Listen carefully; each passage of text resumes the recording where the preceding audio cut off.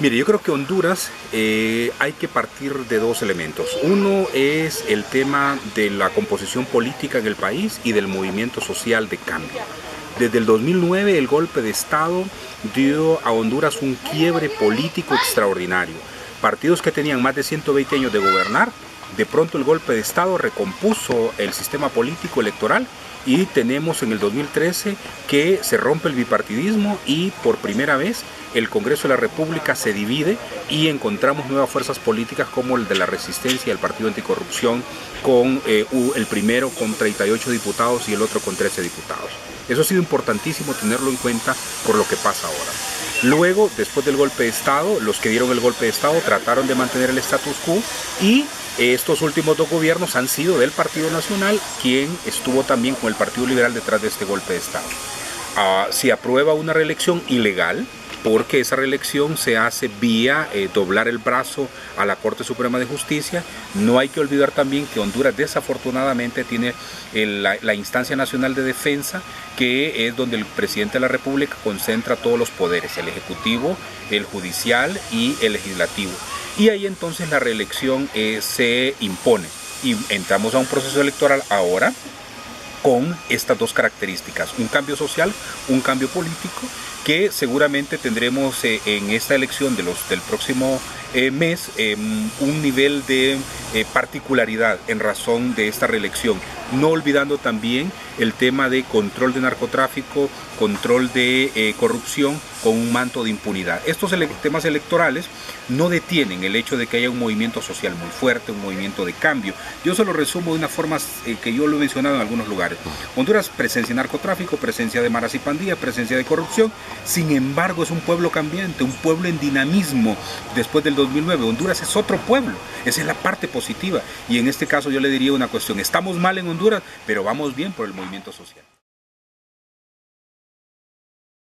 Mire, Honduras tenemos que verlo en dos momentos, desde el 2009 a esta fecha, en dos momentos muy importantes de manifestaciones.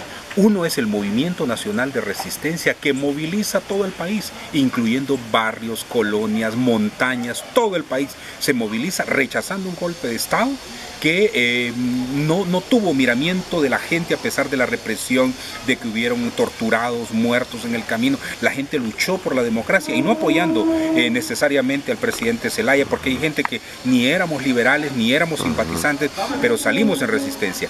El segundo momento, en menos de 6 años, es el que se da en mayo del 2015, cuando en mayo surge todo un escándalo sobre el seguro social en el latrocinio que el Partido Nacional que gobierna ahora, incluso se financió su campaña y surge el Movimiento Nacional de las Antorchas o el Movimiento de Indignación, como llamaron uno.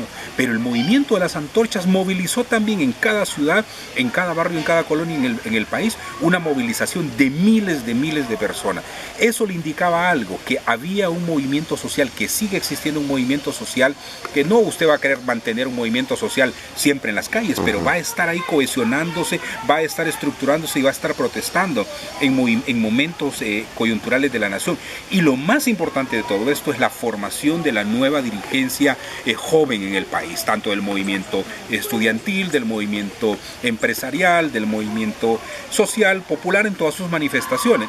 Por eso es que hay que tener en cuenta que el movimiento popular, el movimiento social en el país sigue también vivo en varias luchas regionales. Por ejemplo, la zona del Atlántico, en el Aguán. En el Aguán, desde el 2009, todo el proceso de reivindicación de la tierra, los campesinos se han mantenido con una dinámica extraordinaria, a pesar de que hay más de 150 muertos solo en esa franja del país. El movimiento indígena no se ha detenido a pesar de que ha llorado muerte y dolor en razón del asesinato, el más conocido, de Berta Cáceres. El movimiento estudiantil universitario. Es decir, Honduras está en un proceso de un movimiento social extraordinario y lo que los sociólogos y politólogos nos deben es el análisis para poder entender esa dinámica social en el país. ¿Cómo? Claro, la represión ha sido muy fuerte desde el 2009 a la fecha.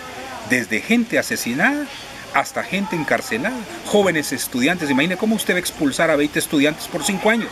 Eso realmente es una aberración, pero el movimiento estudiantil no se detuvo. Mire, la universidad se llenaron, y no solo la de San Pedro Sula, de todo el país a nivel de la nacional, pero también la Universidad Agrícola. En la Universidad Nacional se llenó de ejércitos, se llenó de comandos, y los estudiantes no se detuvieron.